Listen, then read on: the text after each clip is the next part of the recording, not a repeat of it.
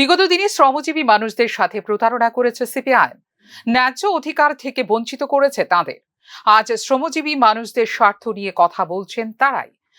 ভুল তথ্য প্রকাশ করে বিভ্রান্ত করছেন শ্রমজীবী মানুষদের। প্রদেশ বিজেপি কার্যালয়ে সাংবাদিক সম্মেলনে সিপিআইএম এর বিরুদ্ধে এমনটাই অভিযোগ করলেন ওবিসি মোর্চার সভাপতি তথা ত্রিপুরা চা উন্নয়ন নিগমের চেয়ারম্যান সমীর ঘোষ। সম্প্রতি ত্রিপুরার চা শ্রমিকদের দৈনিক মজুরি 16% বৃদ্ধি করার সিদ্ধান্ত নিয়েছে বিজেপি সরকার। তাতে প্রাপ্তবয়স্ক কর্মীদের 176 টাকা থেকে 204 টাকা এবং অপ্রাপ্তবয়স্ক কর্মীদের 88 টাকা থেকে 102 টাকা মজুরি বৃদ্ধি হয়েছে। কিন্তু দেখা যাচ্ছে বিগত কিছুদিন ধরে বিরোধীরা সরকারের এই সিদ্ধান্তের ভুল তথ্য ধরে তুলছে জনগণের কাছে বলে অভিযোগ করেন ওবিসি মোর্চার সভাপতি তথা ত্রিপুরা চা উন্নয়ন নিগমের চেয়ারম্যান সমীর ঘোষ। 2015 সালে কেন্দ্রীয় সরকারের তরফ থেকে বাগিচা শ্রমিকদের বেতন বৃদ্ধি সংক্রান্ত একটি চিঠি পাঠানো হয়েছিল তৎকালীন মুখ্যমন্ত্রী মানিক সরকার সহ অন্যান্য রাজ্যের মুখ্যমন্ত্রীদেরও। বাগিচা শ্রমিকদের বেতন 160 টাকা বৃদ্ধির কথা বলা হয়েছিল ওই চিঠিতে। কিন্তু ওই সময়ে বাগিচা শ্রমিকদের বেতন 43 টাকা করা হয়েছিল, যেখানে 160 টাকা মজুরি দেওয়ার কথা ছিল।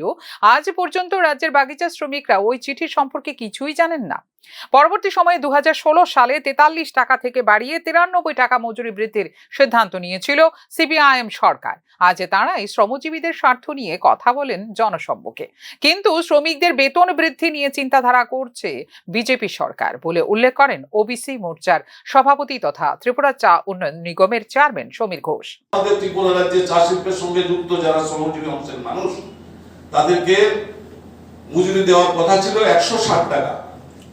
সেই কাগজ এখানে এসেছিল, আমাদের রাজ্যের তৎকালীন মুখ্যমন্ত্রীর কাছেও সেই কাগজ এসে পৌঁছেছিল, কিন্তু সেটা জনসমক্ষে আনা হয়নি, সেটাকে লুকিয়ে রেখেছিলেন এবং এইভাবে তাদেরকে প্রতারিত করে 160 টাকার জায়গায় তাদেরকে 83 টাকা মজুরি দেওয়া হয়েছে।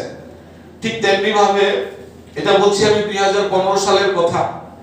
2015 সালে যেখানে 83 টাকা ছিল, 2016 সালে সেটাকে 83 থেকে বাড়িয়ে এটাকে 10 টাকা বাড়িয়ে 93 টাকা করেছে এবং 2017 সালে সেই 93 টাকাটাকে বাড়িয়ে 105 টাকা করেছে।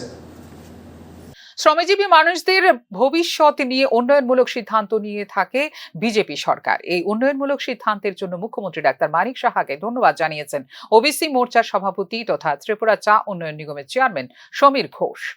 ফিউরো রিপোর্ট, নিউজ নাও।